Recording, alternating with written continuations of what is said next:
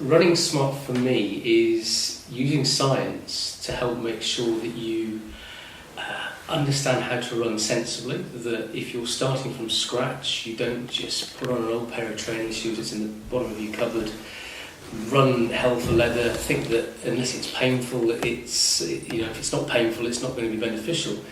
It's running smart is running in a sensible way. It's using science to build up gradually, to have a sensible level of discomfort when you're running, and to really make sure that overall you enjoy your running, because if you don't enjoy it, you're not going to continue doing it for very long. I think when you talk to anybody, they'll say, oh, I don't want to, well, anybody, a lot of people say, I don't want to run, it's boring, it takes ages, and I've got bad knees, they always look for excuses. I think what I try to do in Run Smart is to show that actually running can be fun, that you don't need to go out and, even if you're training for a marathon, do really long runs to get the benefits and to be able to complete longer distances.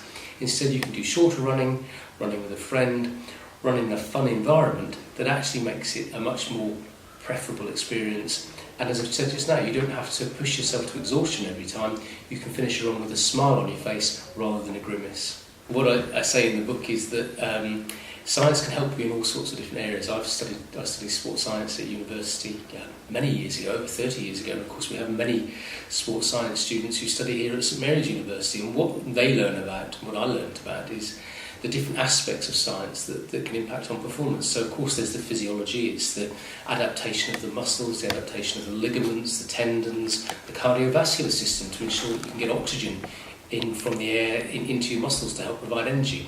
That's the first understanding that you need to have. There's also the biomechanics. How do you ensure that when you run you are at least reducing the potential risk of injury? There's the nutrition. The body's a bit like a Grand Prix car. If you don't put the right fuel into it, it's not going to perform as well as it could, no matter how well trained and adapted it is. And then of course there's the psychology, the mental aspect of running, and certainly many people will find that running is a great way of clearing the mind of all the problems and stresses you get at work or in life. Not something that causes your mind to be consumed with anxiety and pain because running is feeling difficult. So it's using science correctly to make sure you adapt physiologically, steadily and correctly, that you have the right mental approach to your running, you've got the right fuel in the tank to facilitate your running, and you run in a way that makes you feel comfortable and at less risk of getting an injury.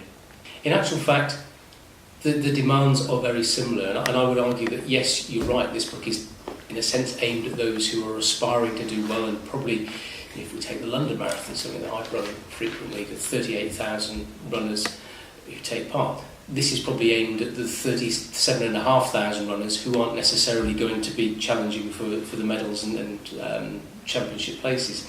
That said, that 500 or so that are at the top end of the range could still benefit from a lot of the nutritional advice, a lot of the training advice that is contained within this book. I do lots of different distances during the year. So marathon running is actually the challenge that I set myself once a year, just to break up the other activities that I do. So, for example, I ran a 10k race a couple of weeks ago. I've got some more races lined up. I'll do a 5k in December. I'll do a couple of half marathons. So I like to spice up the distances, but then put in a marathon. And although you said I've run a few, I've run 19, but they've all been London marathons. My first was in 1983, and so I like to continue with the London Marathon because it's something that means a lot to me, and it is always a goal and will continue to be a goal that I like to do because it is a fabulous event and something that I thoroughly enjoy taking part with. And I'm very lucky that I do some work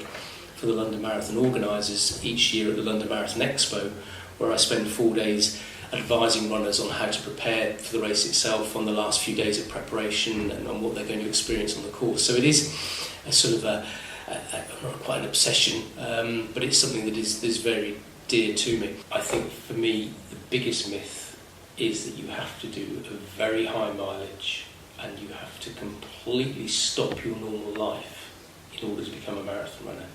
You don't. You can still have a day job, you can still see your partner, your kids, you can still enjoy life and run a marathon. You don't need to suddenly transform everything that you do. That's not to say that you don't have to put in a lot of dedication and a lot of training, but you can do it in and around your lifestyle, not totally transform. everything that you do.